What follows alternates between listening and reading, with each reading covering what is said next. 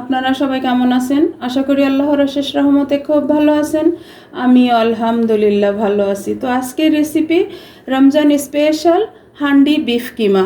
তো হান্ডি বিফ কিমা বানানোর জন্য আমি এখানে নিয়ে নিচ্ছি 700 গ্রাম গরুর মাংস। এটাকে আমি এই যে ছোট ছোট করে কেটে নিচ্ছি। আমি একেবারে কিমা করি নাই। আর এই হান্ডি বিফ কিমা আরাবিয়ানদের ফেমাস একটা খাবার, এটাই আমি আপনাদের সাথে শেয়ার করলাম। তো প্রথমে আমি একটা হান্ডি নিয়ে নিলাম, মাটির হাঁড়ি। এই যে মাটির হাঁড়িটা ধুয়ে পরিষ্কার করে রেডি করে রাখছি। এখন আমি সব কিছু একে একে মিশিয়ে দিব। এর জন্য এই যে প্রথমে আমি মাংসের কিমাটা দিয়ে দিব। বিসমিল্লাহির রহমানির রহিম। আপনারা চাইলে এটা খাসির কিমা দিয়েও করতে পারেন, আর চিকেন দিয়ে করা যায়, কিন্তু চিকেনেরটা অত একটা টেস্ট আসে না। আপনারা খাসি বা গরু দিয়ে করলেই ভালো হয়। কিমাটা নিয়ে নিলাম। আর আরাবিয়ানরা যেভাবে রান্নাটা করে হুবহু আমি ওইটাই আপনাদের সাথে শেয়ার করলাম। ওরা কিন্তু মাখায় না, এইভাবে রেডি করে নেয়। এখন দিব আমি আস্ত গরম মশলা, 2টা তেজপাতা, 1 চিমটি আছে রাঁধুনি, 1 চিমটি শাহি জিরা, 4টা কাবাব চিলি, 4টা এলাচ, একটা কালো এলাচ, একটা স্টার অ্যানিস, হাফ দারুচিনি, 7-8টা লং, 10-12টা গোলমরিচ দিয়ে দিলাম। একেবারে সহজ এই রান্নাটা। আমি একটা পেঁয়াজ কুচি দিয়ে একটু রেডি করে নিব এভাবে। এখন দিব আমি 1 চামচ ভিনেগার, আর এই রান্নাটাতে ভিনেগার দিতেই হয়। এই যে দিয়ে দিলাম। এখন এই রান্নাটার জন্য একটা মশলা বানাতে হয়, সেই মশলাটা প্রথমে বানাই নিব। এই যে একটা বাটি নিয়ে নিলাম, এর মধ্যে দিব আমি হাফ কাপ তেল।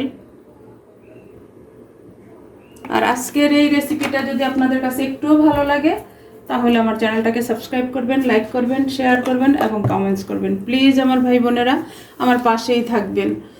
এখন দিব আমি এখানে হাফ কাপ পানি, মানে আমার বিফে যতটুকু পানি লাগবে অতটুকুই দিয়ে দিলাম। এই পর্যায়ে আমি বাকি মশলাগুলো সব এখানে অ্যাড করে দিব। প্রথমে দিব 1 চামচ হলুদ গুঁড়া, আর যে ঝাল যতটুকু খান অতটুকু দিয়ে নেবেন। আমি দিলাম 1 চামচ মরিচ গুঁড়া, 1 চামচ দিব ধনে গুঁড়া। এই রান্নাটা যখন করবেন সেম এইভাবে মশলাটা বানায় নেবেন, তাহলে টেস্টটা হুবহু পাবেন। এখন দিব 1 চামচ জিরা গুঁড়া, এখন দিব 1 চামচ আদা রসুন পেস্ট, একেবারে ভরে ভরে দিলাম। দিয়ে এখন এটাকে আমি ভালোভাবে মিশিয়ে নিব। যে মিশানো হয়ে গেল, এই পর্যায়ে দিয়ে দিব আমি স্বাদ মতো লবণ। লবণ তো যার যার টেস্ট অনুযায়ী দিবেন।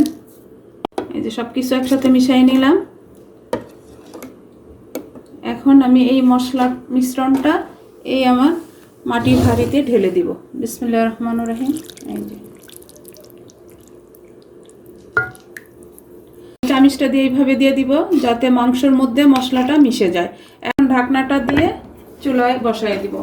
এই যে বসাই দিলাম। এখন চুলাটা জ্বালাই দিব। বিসমিল্লাহির রহমানির রহিম। চুলার আঁচটা হাই ফ্লেমে। এখন মাংসটাকে প্রথমে আমি একটু বলক নিয়ে আসব। এই যে মাশাআল্লাহ মাশাআল্লাহ বলক চলে আসছে আমার বিফটা। এখন এই যে একটু নেড়ে দিব।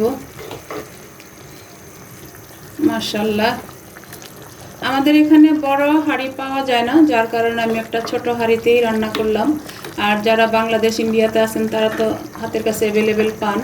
আমি চুলার আঁচটা মিডিয়াম করে দিব, দিয়ে এখানে একটা টমেটো দিয়ে দিব। দেখেন মাশাআল্লাহ টমেটোটা দেওয়া হয়ে গেল। এখন এই পর্যায়ে এই হান্ডি বিফ কিমার মধ্যে আমি একটা আলু কিউব করে কেটে রাখছি, এখন এটাকেও দিয়ে দিব। আর দিব একটা পেঁয়াজ 4 টুকরা করে এইভাবে রাখছি। আর দিব 2টা রসুন, আর দিব হাফ কাপ মটরশুঁটি দিয়ে এখন আমি এটাকে ঢাকনাটা দিয়ে দিব। দিয়ে একেবারে লো ফ্লেমে 20 মিনিট রান্না করব।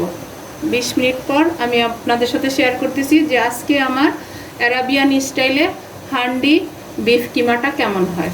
যে 20 মিনিট হয়ে গেছে, দেখেন মাশাআল্লাহ মাশাআল্লাহ, দেখতেও কিন্তু অনেক লোভনীয় হয়েছে। দেখেন আমি এখন প্রথমে দেখব আমার কিমাটা সিদ্ধ হয়েছে কিনা। একেবারে সুসিদ্ধ। এই যে এখন আমি চুলাটা অফ করে দিব, অফ করে সার্ভ করে নিব। যে হয়ে গেল আমার আজকে হান্ডি বিফ কিমা। এখন মাশাআল্লাহ এখনো কিন্তু বলক আসতেছে।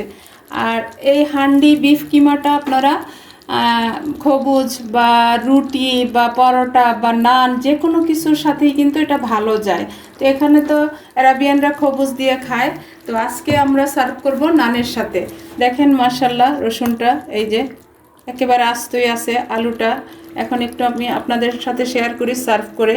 এই যে একটা প্লেট নিয়ে নিলাম। দেখেন এরকম যদি হান্ডি বিফ কিমা থাকে আর যদি থাকে নান, তাহলে আর কি চাই, তাই না?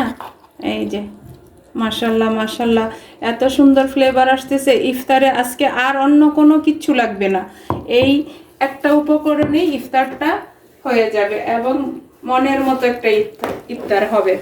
এই যে নিয়ে নিলাম একটা নান, এই যে দিয়ে দিলাম। এইভাবে যদি সার্ভ করে দেই বাস আর কিচ্ছু লাগবে না, তাই না?